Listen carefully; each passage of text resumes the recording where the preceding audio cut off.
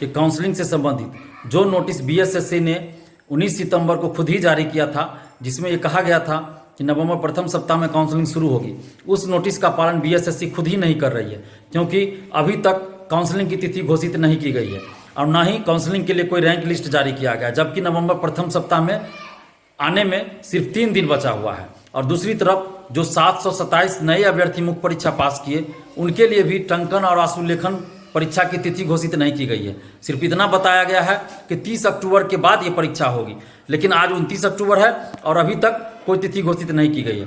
तो कहीं ना कहीं बीएसएससी इस बहाली को लटका के रखना चाहती है और सरकार का दबाव है, निश्चित रूप से नीतीश सरकार का दबाव है कि इस बहाली को रोक के रखा जा सके, लटका के रखा जाए। और यही वजह है कि बीएसएससी इस बहाली को जानबूझकर लेट लतीफ़ी कर रही है और इस बहाली को लटका के रख रही है।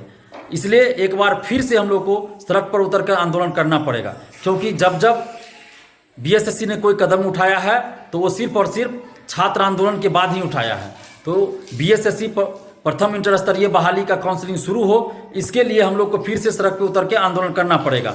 इसलिए आप लोग एकजुट होइए और एकजुट होकर अब हम लोग फिर से सड़क पर उतर के आंदोलन करेंगे और इस बार बदले हुए स्वरूप में आंदोलन करेंगे, यानी कि हम लोग अनशन भी करेंगे और बीएसएससी ऑफिस में आंदोलन भी होगा। तो हम लोग पटना जिला प्रशासन से अनुमति लेने का प्रयास कर रहे हैं और जैसे ही हम लोग को अनशन के लिए अनुमति मिल जाता है, हम लोग आंदोलन की तिथि की घोषणा कर देंगे कि किस डेट से हम लोग आंदोलन करेंगे, किस डेट से अनशन पे बैठेंगे। तो अभी हम लोग पटना जिला प्रशासन से अनुमति ले रहे हैं और पटना जिला प्रशासन जिस डेट से और जिस जगह के लिए परमिशन देगी, हम लोग वहीं पे आंदोलन करेंगे, उसी जगह पे आंदोलन करेंगे और उसी डेट से अनशन पे बैठेंगे। तो अनशन के लिए जिला प्रशासन से अनुमति लेना अनिवार्य होता है, क्योंकि अगर बगैर परमिशन के हम लोग अनशन पे बैठते हैं तो पुलिस बल हम लोग को 2-3 घंटा में हटा देगी और वो सही नहीं होगा।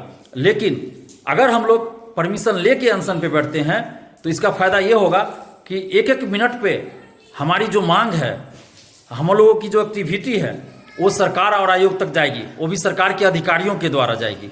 तो ये अच्छी बात होगी, क्योंकि हम लोग का जो डिमांड है वो सरकार के अधिकारियों के द्वारा सरकार और आयोग तक हर एक मिनट पहुंचता रहेगा और हम लोग एकजुटता दिखाएंगे और अनशन पे जब बैठेंगे तो उसका असर होगा और बीएसएससी को हर हाल में काउंसलिंग शुरू करवानी पड़ेगी। तो बस आप लोग एकजुट रहिए और हम लोग अनशन करेंगे। हमने पहले भी कहा था, लेकिन अभी तक जिला प्रशासन से अनुमति नहीं मिला है, इसलिए हम लोग अनशन के लिए डेट की घोषणा नहीं कर रहे हैं। लेकिन जैसे ही अनशन का परमिशन मिल जाता है, हम लोग अनशन किस तिथि से होगा उसकी घोषणा कर देंगे। अब देखना है कि पटना जिला प्रशासन किस डेट से अनशन करने का परमिशन देती है, तो हम लोग को वेट करना पड़ेगा। लेकिन बहुत जल्द हम लोग अनशन पे बैठेंगे। बस आप लोग एकजुट रहिए और जो एकजुटता 23 सितंबर के छात्र महाआंदोलन में आप लोगों ने दिखाई थी, वही एकजुटता एक बार फिर से दिखाइए, लेकिन संख्या बल कम से कम उससे 10 गुना ज़्यादा होनी चाहिए। और बीएसएससी के सचिव अध्यक्ष महोदय से हम कहना चाहते हैं कि आपने खुद ही नोटिस जारी किया था। ये नोटिस परीक्षार्थियों ने तो जारी नहीं किया था, ये नोटिस दिलीप कुमार ने तो जारी नहीं किया था, ये नोटिस आप लोगों ने जारी किया था बीएसएससी के सचिव और अध्यक्ष महोदय। तो उस नोटिस का पालन आपको करना चाहिए। और अगर आप नवंबर प्रथम सप्ताह में काउंसलिंग शुरू नहीं करवाते हैं तो ये आपके माथे पे कलंक होगा और इससे बीएसएससी भी कलंकित होगा, क्योंकि आप झूठा कहलाइएगा, क्योंकि आप छोटे मोटे पद पे नहीं बैठे हुए हैं, आप इतने बड़े पद पे बैठे हुए हैं। एक भर्ती आयोग के आप लोग चेयरमैन और सचिव हैं, इस बात का ख्याल रखिए।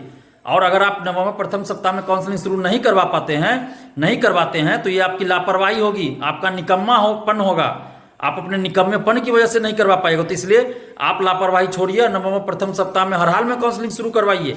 और अगर आपने ऐसा नहीं किया तो फिर आप सोचिए कि आप जब घर जाइएगा तो आप अपने बीवी बच्चों से नज़र कैसे मिला पाइएगा और आपके बीवी बच्चे क्या सोचेंगे कि कितना बड़ा झूठा है आप, कि नोटिस जारी करते हैं और उस नोटिस का पालन नहीं करते हैं और बार बार झूठ पे झूठ बोल के परीक्षार्थियों को गुमराह करते हैं। तो कम से कम आप परीक्षार्थियों का ख्याल नहीं रख रहे हैं तो अपने रिश्तेदारों को, अपने बीवी बच्चों का तो ख्याल रखिए कि वो लोग आपके बारे में कितना गलत सोचेंगे, कितना हीन भावनाओं आपके प्रति उनके मन में आएगा कि आप कितना बड़ा झूठा है। तो ऐसी स्थिति ना आने दीजिए और आप हर हाल में नवंबर प्रथम सप्ताह में काउंसलिंग शुरू करवा दीजिए। अन्यथा अब बिहार के छात्र रुकने वाले नहीं हैं। अब बिहार के छात्र इतने आक्रोशित है कि इनके आक्रोश को रोक पाना मेरे बस की भी बात नहीं है, किसी के बस की बात नहीं है, क्योंकि मेरे पास रोज फोन आता है तो मुझे पता है कि बिहार के छात्र छात्राएं कितने आक्रोशित हैं और अब ये किसी के रोकने से नहीं रुकेंगे और कुछ भी करने के लिए तैयार है, मर मिटने को तैयार है, मरने मारने को तैयार हैं। तो अब इनके आक्रोश को झेल पाना किसी के बस की बात नहीं। इसीलिए ऐसी नौबत आने मत दीजिए कि परीक्षार्थी आवेश में आके कुछ कर बैठे। आप उससे पहले ही जो वादा किए थे उस वादा को पूरा कर दीजिए। नवंबर प्रथम सप्ताह में हर हाल में काउंसलिंग शुरू करवा दीजिए, अन्यथा परीक्षार्थी बहुत कुछ करने के लिए अब तैयार है और इनको रोक पाना अब संभव नहीं है। और परीक्षार्थियों से भी हम आग्रह करें कि आप लोग एकजुट रहिए और एकजुट होकर हम लोग आंदोलन करेंगे, अनशन करेंगे और इस लड़ाई को जीतेंगे। धन्यवाद। जय हिंद।